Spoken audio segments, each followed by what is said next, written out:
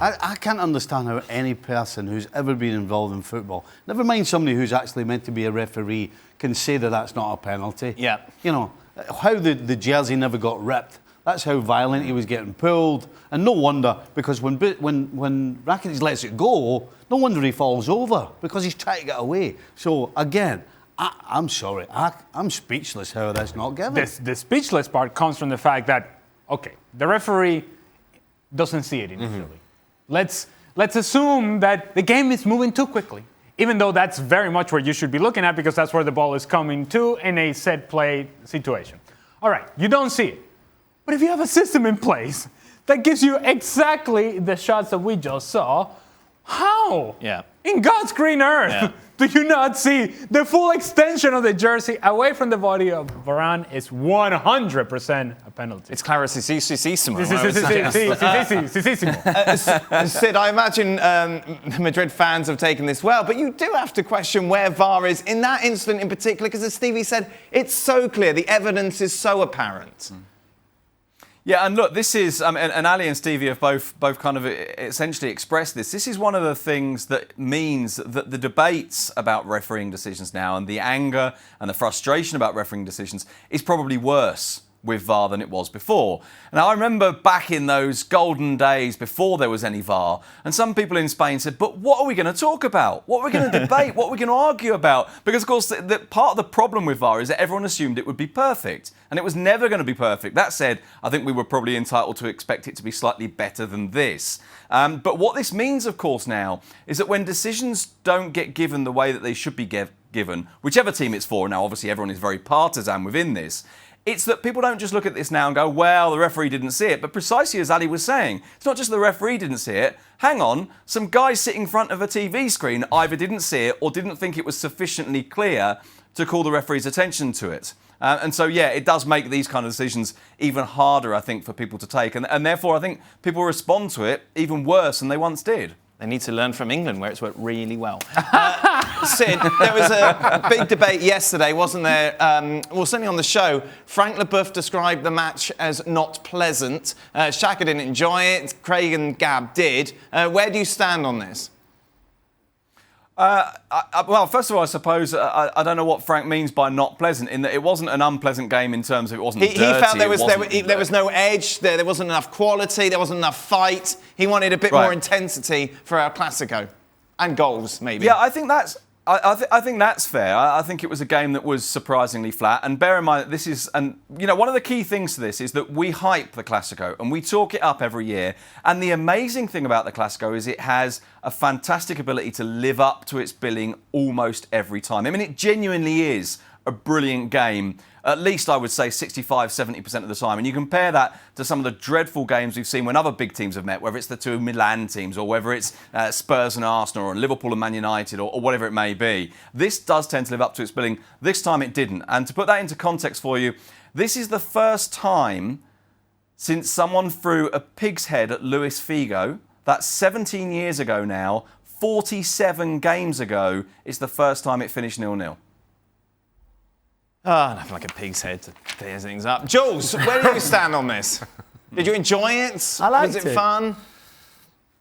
I liked it a lot. I really enjoyed that game. I don't know, maybe there's something wrong with me. I thought Real Madrid played really well. I thought they dominated the game. They played with intensity. I was very disappointed by Barcelona, but which I've always been, especially this season under Valverde. I thought at times they looked like a counter-attacking team, but they were at home against the arch enemy, arch rival, and yeah, I just thought it was a good game. I thought the controversy with the penalties added a bit of spice to it, and had Real Madrid lost that game, I think it would have been even worse in the Madrid papers and what some of the players and Butragueño would have said as well. And I just thought it set the rest of the second half of the season pretty well as well. Ali, what do you make of it?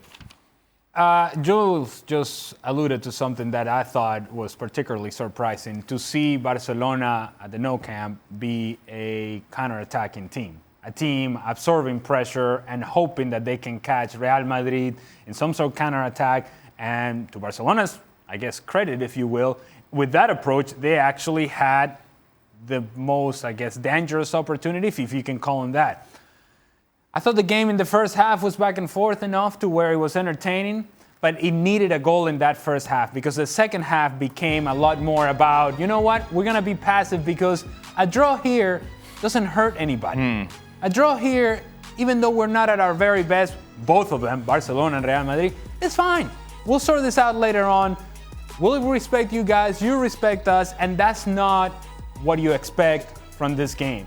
You expect from both teams to get after each other, but in order for both teams to get after each other, both teams have to be willing to do that. Barcelona was not willing to do that. Barcelona was defensive, Barcelona was, I guess, organized, you could say, pragmatic, all the things that you have come to expect from other teams, except Barcelona. This is a team that at home will dominate the possession, will take the game to other teams, will dictate how the game is going to get played. Well, they dictated in a way in which Real Madrid were the ones dominating. Yeah. Real Madrid were the ones committing numbers forward without being all that effective and all that efficient. And Barcelona was simply just okay with reacting to whatever Real Madrid were doing. And that's not the Barcelona you expect to see at home. I didn't enjoy it. You know, I enjoy games that, you know, we can't always have plenty of goal-mouth incidents and chances and goals, but then at least we can have a tension around the game that sucks you in. And there was neither of those two for me. And I'm going to blame Barcelona squarely and fairly. They're the home side. They're the team that for me, should be putting the opposition under pressure, even though it is Real Madrid. And so for me, it made it easy for Real Madrid. No wonder they look nice and comfy being able to pass out the back, because nobody put them under real pressure for me. Jules, you've been one of the harshest critics on Valverde. What in particular did you not like about yesterday? I mean, the first thing, and maybe Sid knows a bit more than me or than us about it, but why was Sergio Busquets on the bench? I mean, maybe he wasn't fit, and in that case, it would make sense, I guess. But then after the game, Valverde's assistant said it was a technical decision to leave him on the bench. How can you not play Busquets in a game like that? And more importantly, how do you expect or think that Rakitic could do any sort of good job in the holding midfielder role in front of his back four when he can even not pass the ball forwards 5 yards or 10 yards? And I think from that on, for me, the Barca game plan, if there was one, because as I always say, I think Valverde is terrible and he should be out of that club as soon as possible.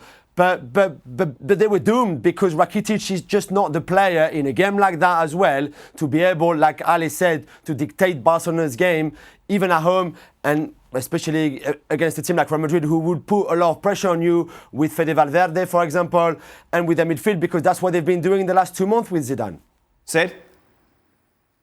Well, look, I mean, you can put the two things together, a little bit what Ali was saying and a bit what Jules is saying there. I don't think this was Barcelona being unwilling to come out from the back and unwilling to play. I think it's much more, as Jules says, being unable to. In terms of specifically the Busquets situation, something isn't clear here. Before the game, Valverde's assistant said, no, this was a technical decision. Afterwards, they admitted that he'd had fever and that he'd originally been put on the team sheet. The first team sheet we got at the Camp Nou had his name on it and not Rakitic's. The second had Rakitic in his place. Now, I assume, I mean, this is an assumption, and we don't know this for sure, that yes, he did have a fever and that he took this decision that before the game, Valverde's assistant perhaps didn't want Real Madrid to know that he was injured, because after all, you've got him, got fever, because after all, you've got him on the bench. You don't want them to think there's any weakness there. And then once you lose Busquets from that deep line position, then truth be told, you've not really got a huge amount of choices. So it kind of has to be Rakitic there. And as Jules says, and I think this is certainly true, Barcelona then have a midfield that's very, very vulnerable to being pressed. Because Rakitic isn't so good at finding a way out from it. All right, Frenkie de Jong can do it, but Rakitic isn't so good at that. Sergio Roberto, I think, does it well from deeper, but maybe not less so from a midfield position. And so if you haven't got Busquets and you haven't got Arta, who's currently not available for the team, then it is very, very difficult for them to come through. So in that sense, to respond a little bit to what Ali was saying, I don't think it's so much that Barcelona decided to play counter-attacking, it's just they couldn't find a way out. And so they were essentially going quite long because the only way to beat the press was to go over it a lot of the time. Quickly, Sid, does this make Real Madrid favourites for La Liga? To be honest, I think they probably just about were beforehand, and so now I suppose I would say yes, but you know, it's a long way to go, and you kind of feel like they could both improve from here. Of course, level on points, head-to-head, the differential when it comes to La Liga. Well, thank you very much for watching ESPN on YouTube. For more sports highlights and analysis, be sure to download the ESPN app. And for live streaming, premium content, and let's not forget as well, ESPN FC 7 days a week. Subscribe to ESPN Plus.